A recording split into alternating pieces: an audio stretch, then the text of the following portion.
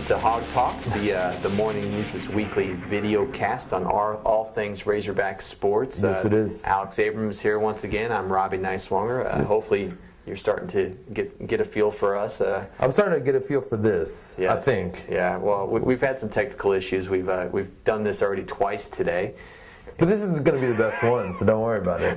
We've had things turned off and things like that, but I think we got it fixed now, so that's good. So we're like Arkansas's offense, or defense. Things don't always work, but sometimes when it works, it goes well. It's working now. So, anyways, we're going to first talk about the Texas A&M game. Obviously, we're going to start by wrapping that up. Mm-hmm. A big win for the Razorbacks, a much-needed one. They beat the Aggies 47-19 down there in Arlington. And Alex, how did they get it done? Early on, as we've talked about, before, Arkansas's offense really struggled early on. Yeah. And I remember sitting there in the press box thinking, okay, is this a continuation of the Alabama game where, the offense obviously wasn't going well? They only scored 7 points total, in a 35-7 loss. But after going 3 and out, their very first 3 series, after having 0 yards total after 9 plays, and really after not blocking Texas A&M, period. Yeah, Ryan Mount was sacked twice in the first 2 series. The offensive line gives him out protection, and he goes out there and he finds Joe Adams on a 67-yard catch where Joe Adams breaks the tackle. And, I know afterwards Joe Adams said he was disappointed that he didn't score a touchdown, that he slipped and was disappointed. But still, to me, that was the play, and all the players afterwards kind of, they agreed as well, that was the play where Arkansas's offense was able to settle down. I think the atmosphere, when you have 72,000 people, you're playing in the stadium with a video board that just looks like the sun, I guess, Yeah. That was the play where they were able to settle down. They got things going, they scored a touchdown, and all of a sudden Arkansas went from being down 10-0 to up 30-10. They scored 30 unanswered points, 23 in the second quarter, and the offense was just clicking after that.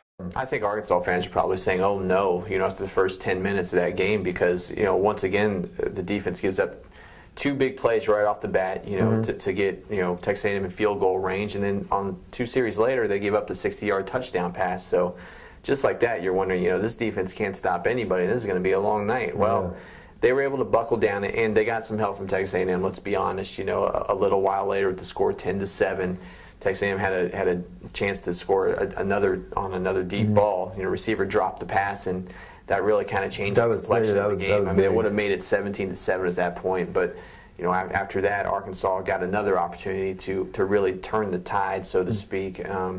It was 14-10. Jarrell Norton had just fumbled a punt, and all of a sudden, Texas A&M looks like it was going to go in for a touchdown for the game-winning score, or not the game-winning, not the game-winning, go-ahead score. Yeah, go-ahead score. So, but after that, Tenarius Wright comes off the edge. He meets the quarterback in the backfield. The ball comes loose. Jerry Franklin picks it up, 85 yards in the touchdown. It's 21-10. After that, the defense really were relentless. After that, the defensive ends really off the edge. Jake Beckett, Tenarius Wright, Adrian Davis, they really took over the game from there.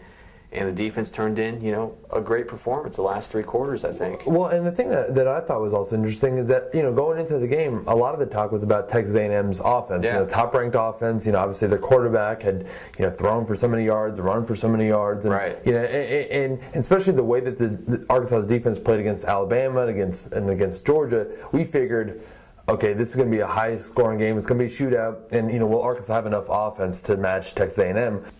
Jake Beckett was applying pressure throughout the game. Yeah. Jerry Franklin, you mentioned his fumble return.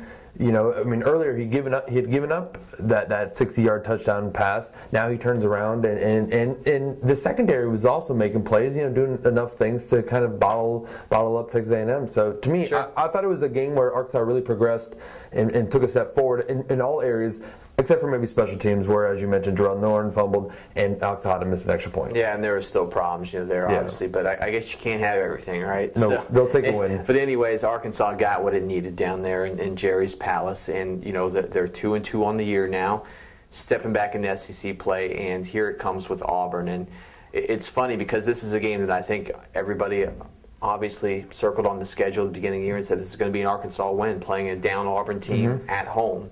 Of course this is going to be a win. Well, look at Auburn right now. They're 5-0. They're ranked number 17 in the country. How have they done it, Alex? Again, we've talked about this as well, but Gene Chizik is hired at Auburn and would just I mean, he was 5-19, as you've pointed out on occasion. He was 5-19 at Iowa State, and he's a guy that you're like, okay, they fired Tommy Tuberville for this guy, right? And the athletic director's getting booed. Auburn fans are furious. Not booed, harassed. Harassed, yeah. Harassed at the airport. That's right.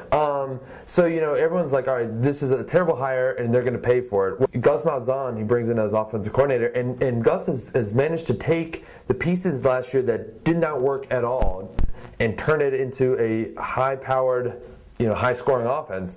Now, I don't know if that was a matter of just, trying to get, a square peg into a round hole or, whatever it is, but he's kind of taken the things that didn't work last year, taking the same guys, and now they're throwing the ball, they're running the ball, which is something that people don't expect maybe as much from a Gus Malzahn offense, and they're doing it all right. I mean, what have you kind of seen? Well, Gus did a good job with the running game, and he always has, and that's what happened, with Tulsa last year. Mm-hmm. They really ate people up on the ground. I mean, they piled up a lot of rushing yards, and were one of the best in the nation running the ball. They're there again this year at Auburn. They've got 2 great backs. They're 5th in the nation, I think it is, in rushing. So this is a team that's going to run first. It may do it in some strange and unconventional ways, but they're going to run the football, and they're going to try to dominate you that way. So I think it's going to be very important for Arkansas to try to make sure that they slow down that running attack. If they can't do it, it's going to be a long day. We like to throw out a couple of keys to victory every week, and so I'm going to go ahead and ask Alex, what do you think is going to be a key to victory here? I think we've talked a lot about the offense, Auburn's offense. What do you think is going to be a key to victory, though? I think the key is going to be Arkansas, going into every game, Ryan Mount's going to get his yards. Yeah. The receivers are going to get their yards. But I think, to me, it's going to come down to the running backs and the offensive line. Auburn's clearly going to try to contain the receivers, but can Arkansas's running backs, can they get going? Can Michael Smith really have the breakout game that he really hasn't had yet, even though he had a touchdown against Texas A&M? Can he really have that breakout game? Can Ronnie Wingo maybe come out and kind of do what he did against Texas A&M? And I think if they can establish the run, I think that will open things up more for the passing game, and Arkansas will be able to score points, because I think they're going to have to score points against Auburn. Yeah. I mean, Auburn's going to put up their points. I think Arkansas is going to have to match it. So I think if they could get the running game going, I think it'll help. How about you? I mean, is there anything that you really kind of circle, like, all right, if they do this, they will win? Well, we've talked a lot about stopping the run game. That's always going to be a key. One thing you've got to also throw out is they've got to get pressure on the quarterback. Once again, I think we saw how much that can help the Razorbacks with what they did against Texas A&M. They've got to do it, though, this week. I mean, it's even more important this week to try to get Auburn's offense off of its rhythm by getting to the quarterback and not giving him time to throw the ball. So I know a lot of things will be quick passes out of his hand quickly, but the more they can disrupt things, the better it's going to be. So, that's going to be important on Saturday. I think it's just kind of interesting if you look at it. Arkansas plays Alabama, that has one of the nation's best offenses. Then they play Texas A&M, that had the #1 offense.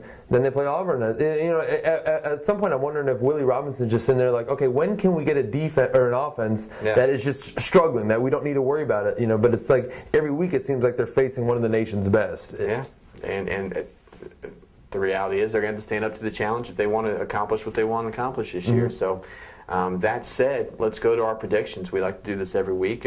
Sometimes we're right, sometimes we're wrong. Yeah. And what do you think? What's going to happen on Saturday? Who's going to win, and how are they going to win this game? All right, no offense, but Arkansas made progress. They made progress against Texas A&M on both sides. Offense, they came along. Defense, they came along. Special teams, obviously, they still have some things they need to work out. But I think they're coming along. Yeah. But again, no offense, I think Auburn is going to maybe have too much offense for Arkansas. I think it's 35-31.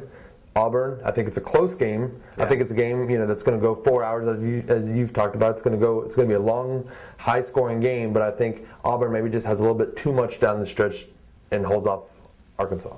I can't really stray far from that prediction. I do agree that I think it's going to be a pretty high-scoring game. The last time we were in Razorback Stadium, that's exactly what we had with Arkansas, Georgia. I think it'll probably be something similar to that. Maybe not as high-scoring, but in my mind, Auburn's just going to have too much on offense, and they're going to score just a little more than the Razorbacks, and it's going to be 41-38 Auburn. So we'll see if those come true next week. We'll check back with you next week, but until then, thanks for joining us here on HogTalk, and have a good week, and we'll see you next week.